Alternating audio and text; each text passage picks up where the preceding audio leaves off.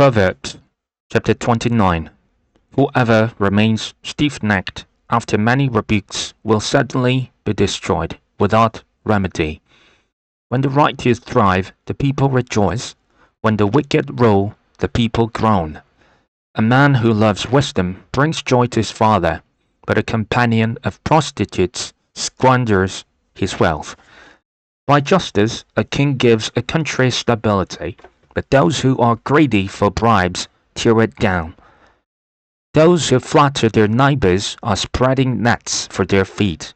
Evildoers are snared by their own sin, but the righteous shout for joy and are glad. The righteous care about justice for the poor, but the wicked have no such concern. Mockers stir up a city, but the wise turn away anger. If a wise person goes to court with a fool, the fool rages and scoffs, and there is no peace. The bloodthirsty hate the person of integrity and seek to kill the upright.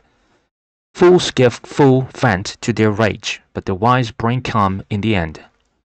If a ruler listens to lies, all his officials become wicked. The poor and the oppressor have this in common: the Lord gives sight to the eyes of both. If a king judges the poor with fairness, his throne will be established forever. A rod and a reprimand impact wisdom, but a child left undisciplined disgraces its mother. When the wicked thrive, so does sin, but the righteous will see their downfall. Discipline your children, and they will give you peace. They will bring you the delights you desire. When there is no revelation, people cast off restraint. But blessed is the one who heeds wisdom's instruction. Servants cannot be corrected by mere words. Though they understand, they will not respond. Do you see someone who speaks in haste? There is more hope for a fool than for them. A servant pampered from youth will turn out to be insolent. An angry person stirs up conflict, and a hot-tempered person commits many sins.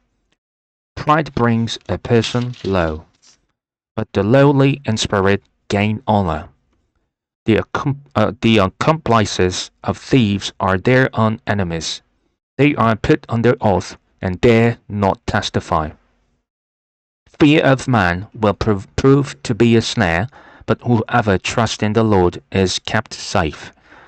Many seek an audience with the ruler, but it is from the Lord that one gets justice.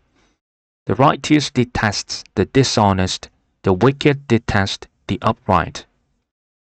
Proverbs chapter 30. Sayings of Agur. The sayings of Agur, son of Jakeh, an inspired utterance. This man's utterance to Ethiel: I am very God, but I can prevail. Surely I am only a brute, not a man. I do not have human understanding. I have not learned wisdom, nor have I attained to the knowledge of the Holy One. Who has gone up to heaven and come down? Whose hands have gathered up the wind?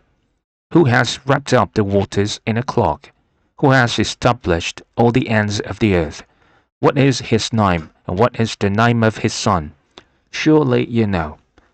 Every word of God is flawless. He is a shield to those who take refuge in him.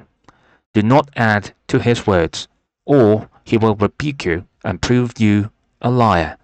Two things I ask of you, Lord. Do not refuse me before I die. Keep falsehood and lies far from me. Give me neither poverty nor riches, but give me only my daily bread. Otherwise, I may have too much and disown you, and say, Who is the Lord? Or I may become poor and steal, so dishonor the name of my God. Do not slander a servant to their master, or they will curse you, and you will pay for it. There are those who curse their fathers and do not bless their mothers, those who are pure in their own eyes, and yet are not cleansed of their filth. Those whose eyes are ever so haughty, whose glances are so disdainful. Those whose teeth are swords, and whose jaws are set with knives, to devour the poor, from the earth, and the needy from among mankind. The leech has 2 daughters. Give, give, they cry. There are 3 things that are never satisfied, 4 that never sigh enough: the grave, the barren land, which has never satisfied with water, and fire, which never says enough. The eye that mocks a father, that scorns an aged mother, will be pecked out by the ravens of the valley, will be eaten by the vultures. There are 3 things that are too amazing for me, 4 that I do not understand: the way of an eagle in the sky, the way of a snake on the rock, the way of a ship on the high seas, and the way of a man with a young woman. This is the way of an adulterous woman. She eats and wipes her mouth and says, I've done nothing wrong. Under 3 things the earth trembles. Under 4 it cannot bear up: a servant who becomes king, a godless fool who gets plenty to eat, a contemptible woman who gets married, and a servant who displaces her mistress.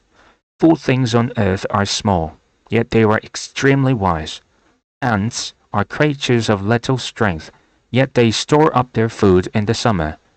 Hyraxes are creatures of little power, yet they make their home in the crags. Locusts have no king, yet they advance together in ranks. A lizard can be caught with the hand, yet it is found in kings' palaces.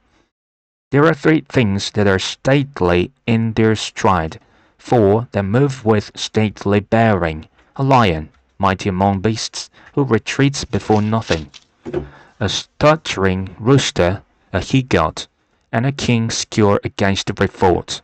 If you play the fool and exalt yourself, or if you plan evil, clap your hand over your mouth. For as churning cream produces butter, and as twisting the nails produces blood, so stirring up anger produces strife. Proverbs chapter 31. Sayings of King Lemuel. The sayings of King Lemuel, an inspired utterance his mother taught him. Listen, my son, listen, son of my own. Listen, my son, the answers to my prayers. Do not spend your strength on women, your vigor on those who ruin kings. It is not for kings, Lemuel, it is not for kings to drink wine, not for rulers to crave beer, lest they drink and forget what has been decreed, and deprive all the oppressed of their rights. Let beer be for those who are perishing, wine for those who are in anguish. Let them drink and forget their poverty, and remember their misery no more. Speak up for those who cannot speak for themselves, for the rights of all who are destitute. Speak up and judge fairly. Defend the rights of the poor and needy. Epilogue. The wife of noble character.